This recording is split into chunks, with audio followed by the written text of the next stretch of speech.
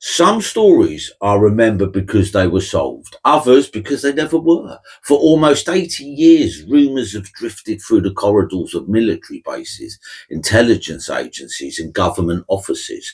Stories of impossible aircraft, should we call them, recovered wreckage, unknown technology, and whispers, always whispers, that somewhere behind layers of classification lay a secret so extraordinary that only a handful of people have ever been trusted with the truth.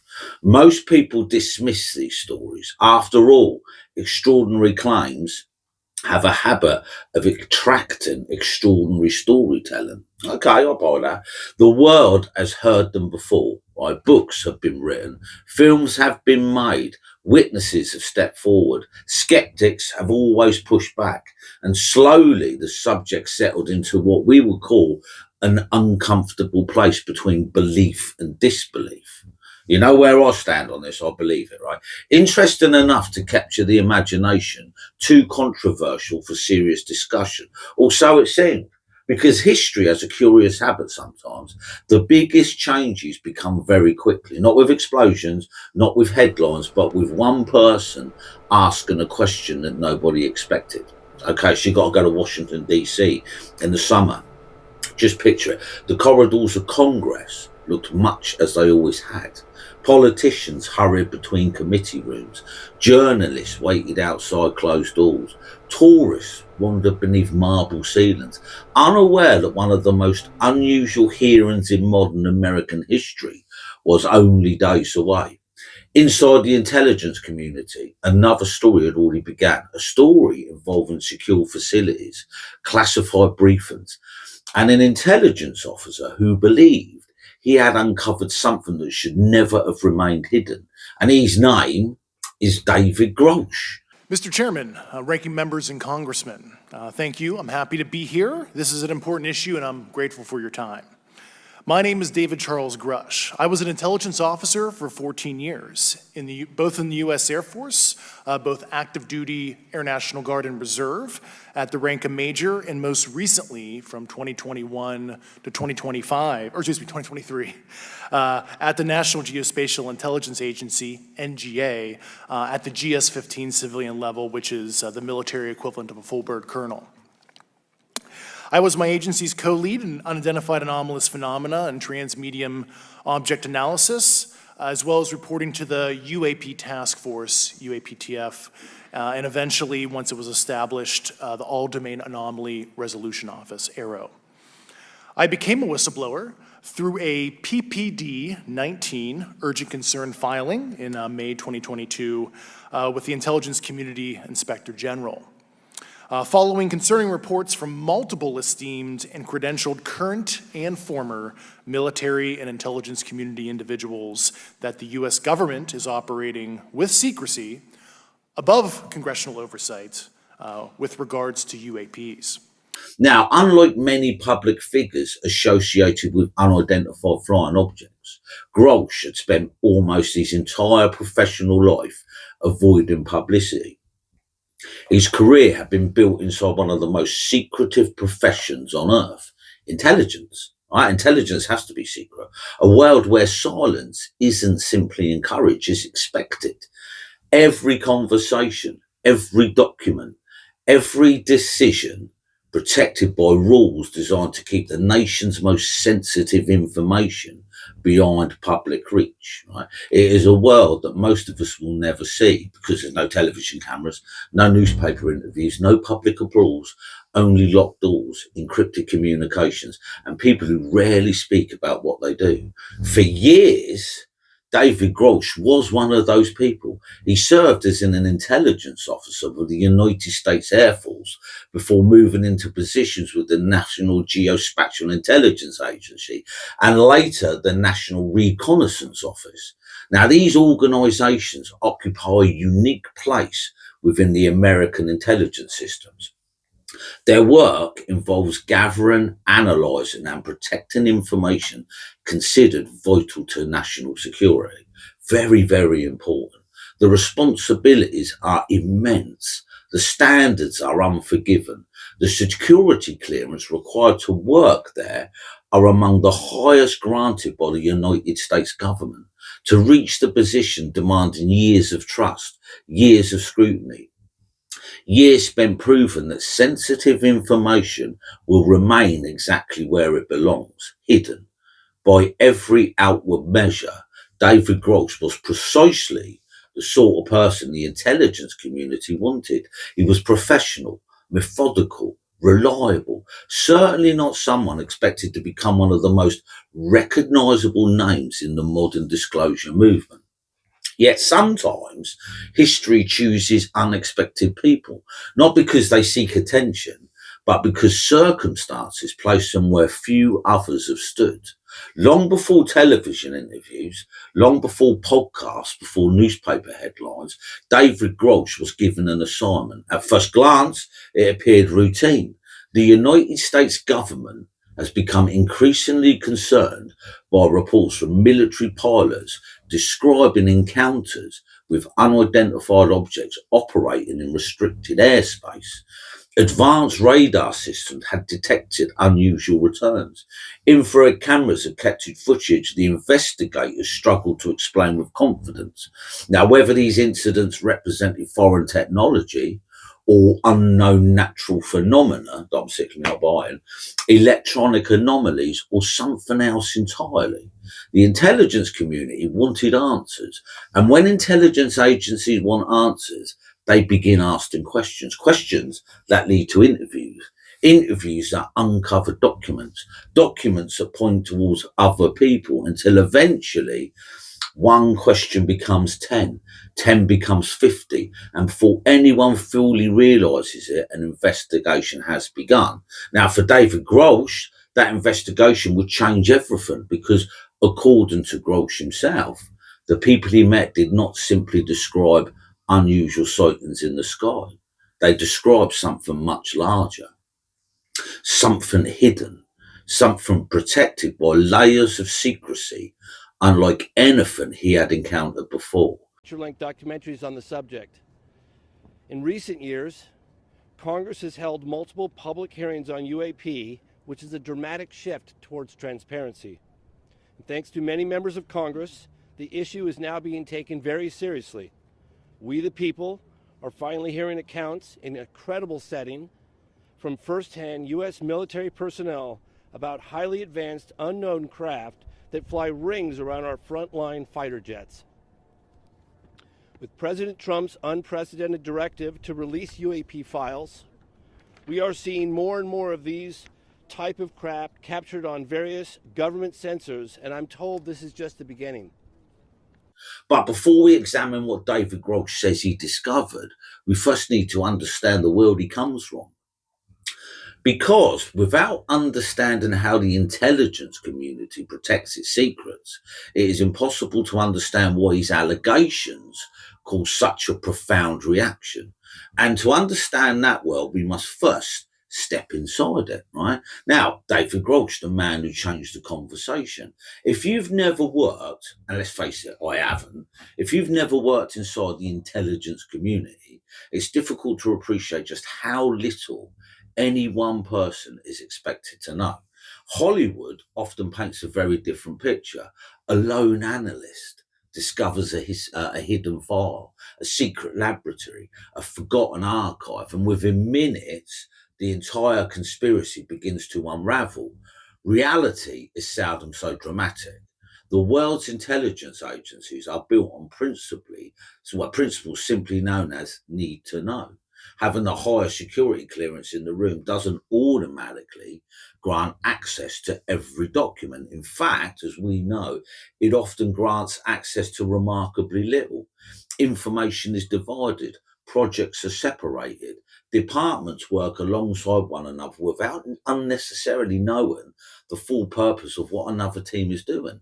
It can seem frustrating, even illogical sometimes, but from the perspective of a national security, it makes perfect sense. If one program is compromised, the other remains protected. And to understand this, imagine attempting to complete a 1,000-piece jigsaw puzzle.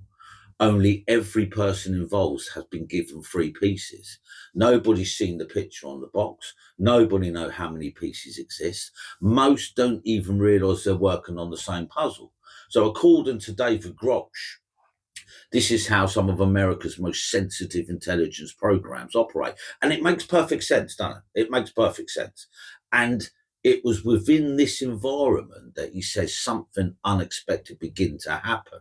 A part of his work, examining reports involving unidentified anomalous phenomena, he started speaking with people, scientists, like they're knocking around, engineers, military officers, intelligence officials, men and women whose careers had unfolded almost entirely behind closed doors. Some have spent decades inside highly classified programs.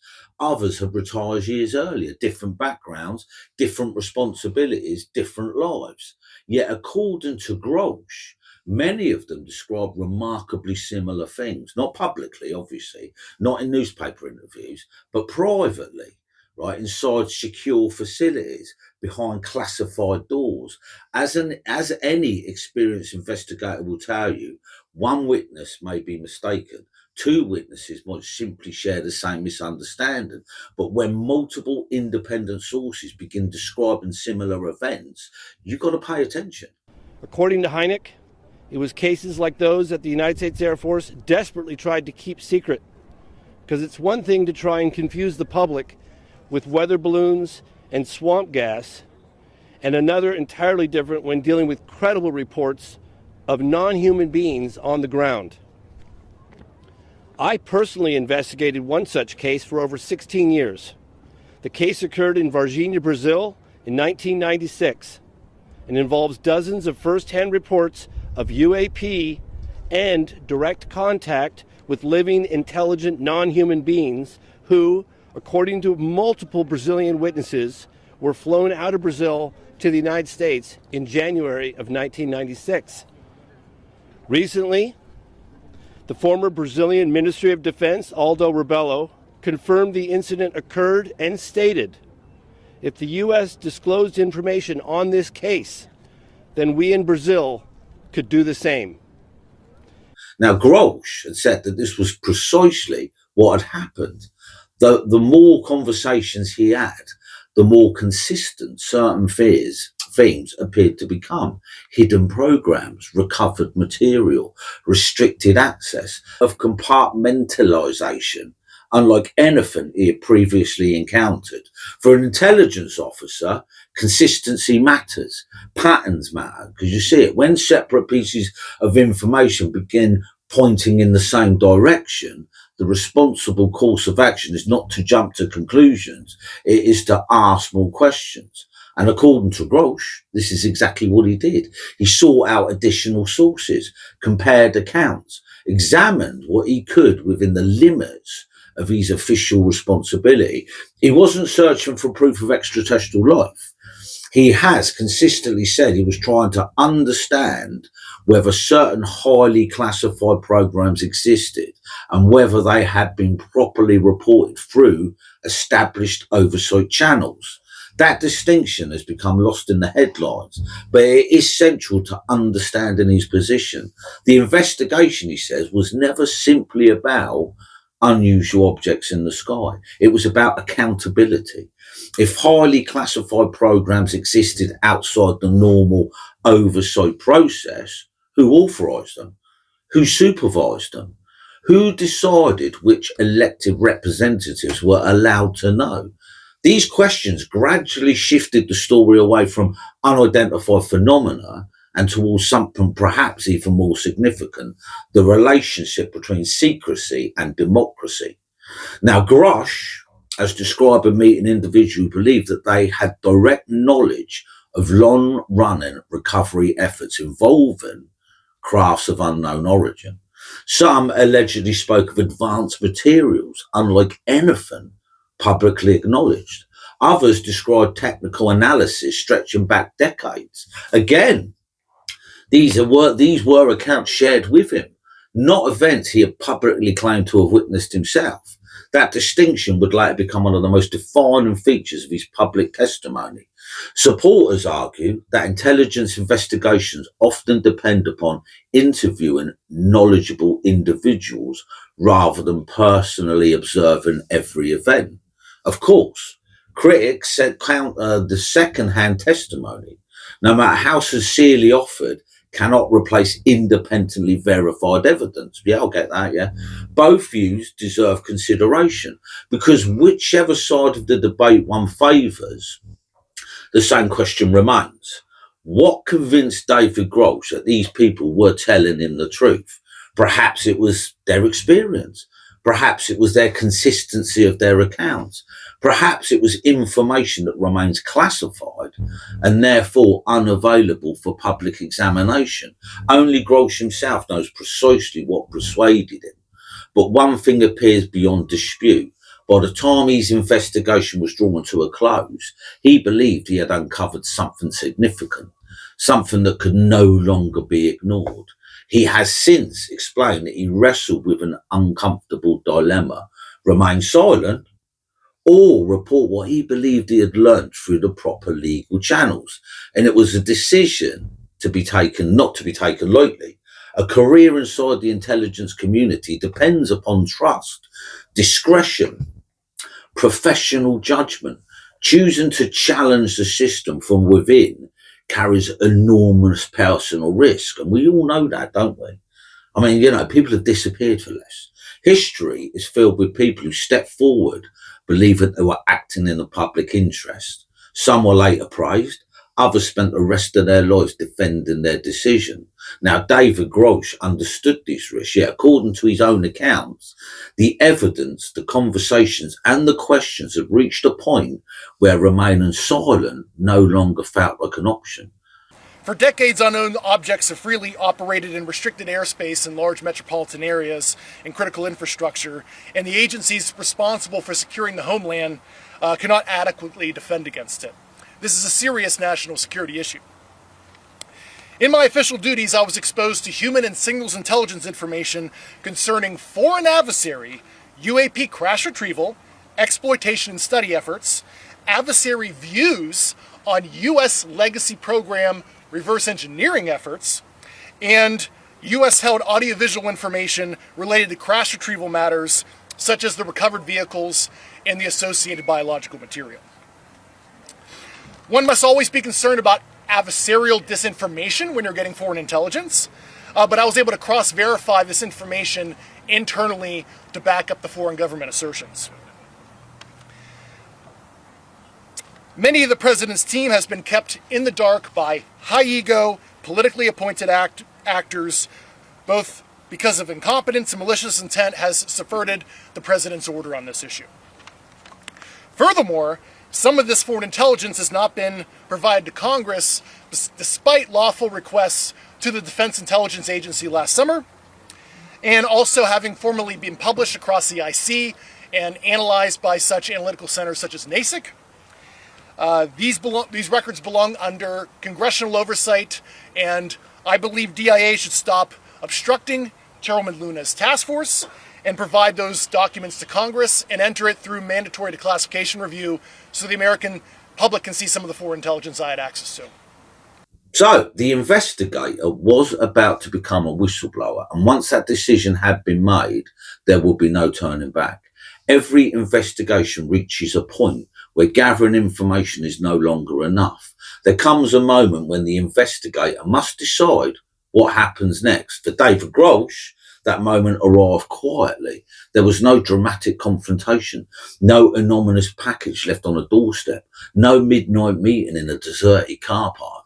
Instead, there was paperwork, legal advice, protected disclosure procedures, and a decision that would alter the course of his life. Now, according to Grusch, the information he had gathered during the course of his official duties had led him to believe that certain highly classified programs had not been properly reported to Congress. And this is the crux of it, right? It was a remarkable allegation, not simply because of what those programs were said to involve, but because of what their existence could mean.